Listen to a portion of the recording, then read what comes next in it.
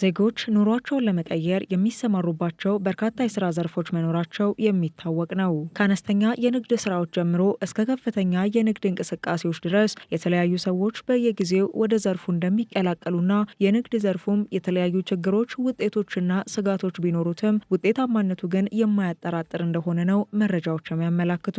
እየተስፋፋ የመጣውን የውጭ ንግድ በሚመለከት በርካታ ጥያቄዎች ይነሳሉ።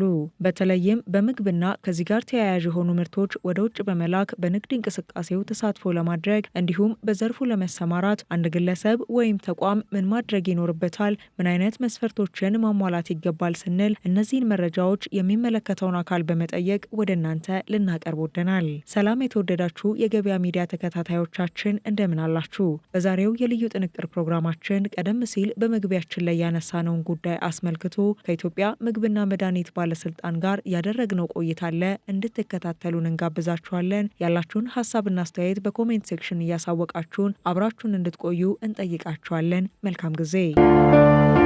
በኃይል መቆራረጥ ምክንያት ስራዎችን ለማከናወን ተቸግረዋል? ለጄኔሬተርና ለነዳጅ ምን ያህል ገንዘብ እያወጡ ነው? የግሪን ሰንቴክ የፀሐይ ኃይልን በእጁ ያድርጉ።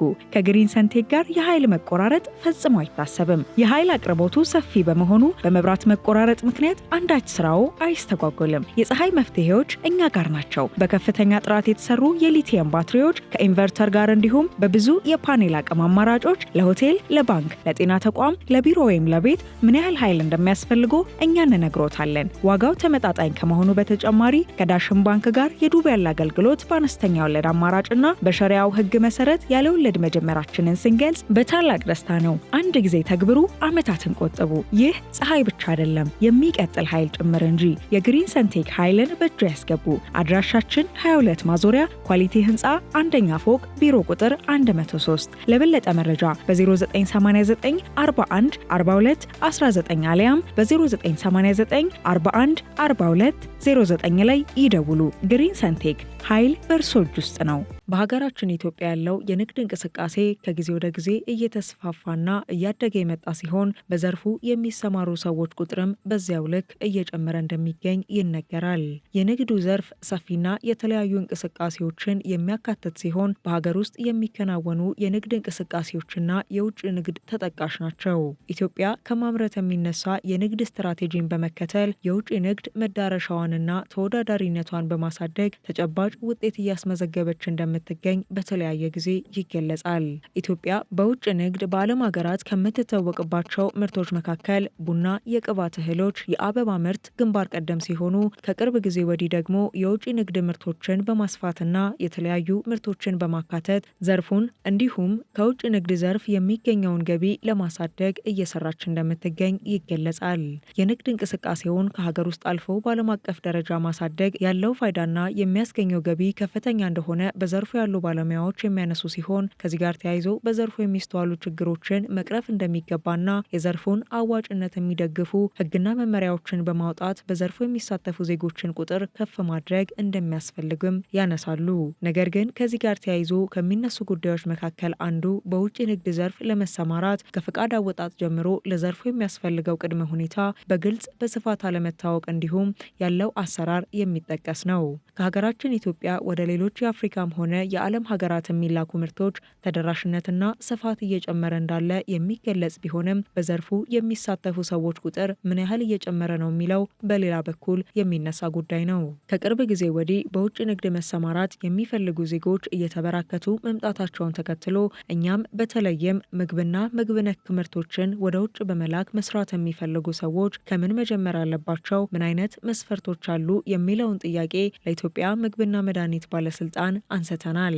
በኢትዮጵያ ምግብና መድኃኒት ባለስልጣን የምግብ ተቋማት ኢንስፔክሽን እና የሕግ ማስፈጸም ዴስክ ኃላፊ የሆኑት አቶ ግርማ ተፈራ በ2017 ዓ.ም ብቻ ወደ 250 ምርት ላኪዎች በተለያዩ ዘርፎች የንግድ ፍቃድ መውሰዳቸውን ገልጸዋል።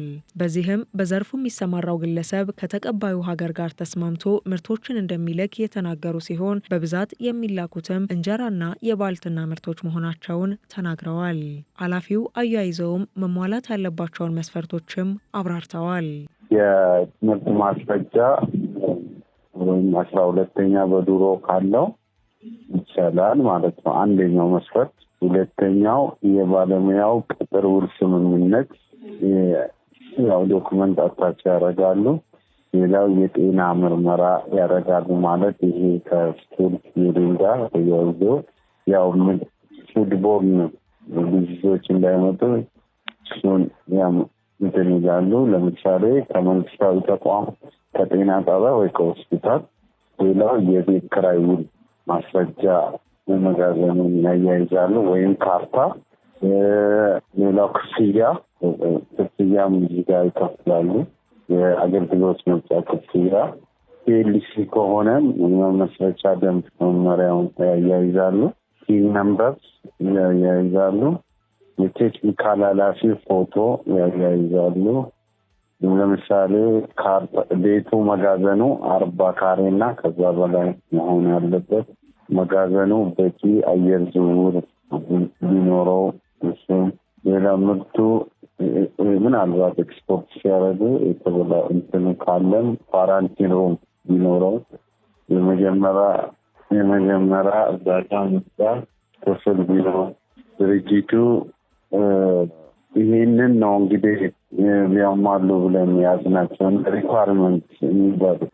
በውጭ ንግድ ስራ ላይ በዋነኝነት ከሚነሱ ጉዳዮች መካከል አንዱ የምርት ጥራት ሲሆን ይህም በተቀባይ ሀገራት በኩል ያለውን ተቀባይነት ከማሳደግ ባሻገር ተመራጭነትን ለማሳደግ እንደሚረዳ ይነገራል። ከዚህ ጋር በተያያዘም ኃላፊው ባለስልጣኑ የቁጥጥር ስራውን በተለይም ወደ ሀገር ውስጥ የሚገቡ ምርቶች ላይ ይሰራል ያሉ ሲሆን ወደ ውጭ ሀገር የሚላኩ ምርቶችን ተቀባይ ሀገራት በራሳቸው በኩል ቁጥጥር እንደሚያደርጉ ገልጸዋል። ምርቱን ላቦራቶሪ በማስገባትም መግቢያና መውጫ ላይ የቁጥጥር ስራዎች እንደሚሰሩም ኃላፊው አክለዋል። እኛ ቼክሊስቶች አሉ። ስንወጣ ያው ቁጥጥር የአምራች ድርጅት ስም፣ ሙሉ አድራሻ አለው ወይ፣ የምርቱ ወል ስም አለው ወይ፣ የክብደት መጠኑ እንዴት ነው፣ አስገዳጅ ደረጃ ያወጣላቸው ከሆነም እሱን እናያለን። ምርቱ የተመረተበት ቀንና የሚያበቃበት ጊዜ በግልጽ መቀመጡን እናያለን። ምርቱ መለያ ቁጥር ባች ነምበሩ እናያለን። ምርቱ የተመረተበት የምርት ግብዓት በምን እንደሆነ እናያለን። እነዚህ ምርቱ ራሱ ኢትዮጵያ ውስጥ መመረቱን በደንብ በግልጽ የምናያቸው አሉ። ቁጥጥር ስራ ይሰራል፣ በደንብ ነው የሚሰራው። ነገር ግን አሁን እኛ ለምሳሌ እንጀራ ነው ኤክስፖርት። እንግዲህ ሽሮ፣ በርበሬ፣ ቆሎ፣ ጤፍ፣ እነዚህ ቢራም፣ ለስላሳም ሜሎች አሉና እንደየሰው ፍላጎት ቁጥጥር እናደርጋለን። ምሳሌ ኤክስፖርት ሲደረግ መግቢያ መውጫ ላይ ሄልት ሰርተፍኬት እንሰጣለን። እንደየሀገሩ ሄልት ሰርተፍኬት ስንሰጥ ለምሳሌ በርበሬም ቢሆን አፍላቶክሲን ቴስት ይደረጋል። እሱን ሳይወስድ አይሄድም። መጀመሪያ ኢንስፔክሽን ተሰርቶ ላቦራቶሪ ተደርጎ ነው የሚሰጠው። ሄልት ሰርተፍኬት ስንሰጣቸው ፎርቲ ቱማን ኮንሰፕሽን ብለን ነው ለምግብነት መዋል ይችላል ብለን ስለምንሰጥ በሀገር ይሄ እሱን ሳይሆን ይቀበሉ ማለት ነው። በዚህ አካሄድ ነው። ባለስልጣኑ ለሚደረገው ቁጥጥርም ህብረተሰቡ በአካልም ሆነ በነጻ የስልክ መስመር 8482 ላይ በመደወል መረጃ ይሰጣል ያሉ ሲሆን በዚህም ማህበረሰቡ ጥቆማ እንዲሰጥ መልእክታቸውን አስተላልፈዋል።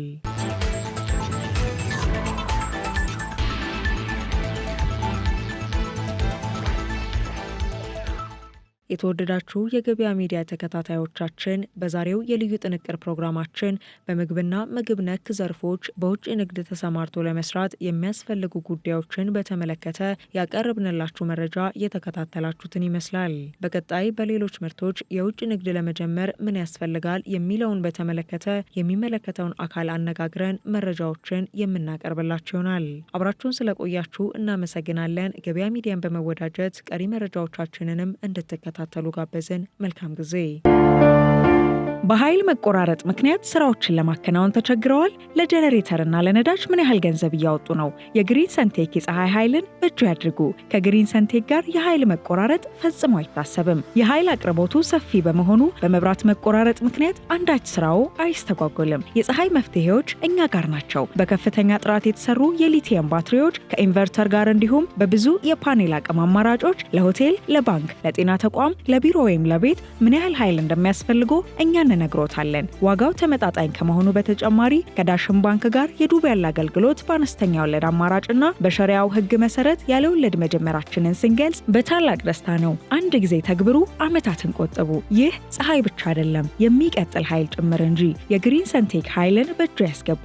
አድራሻችን 22 ማዞሪያ ኳሊቲ ህንፃ አንደኛ ፎቅ ቢሮ ቁጥር 103። ለበለጠ መረጃ በ0989 41 42 19 አሊያም በ0989 41 42 09 ላይ ይደውሉ። ግሪን ሰንቴክ ኃይል በእርሶ እጅ ውስጥ ነው።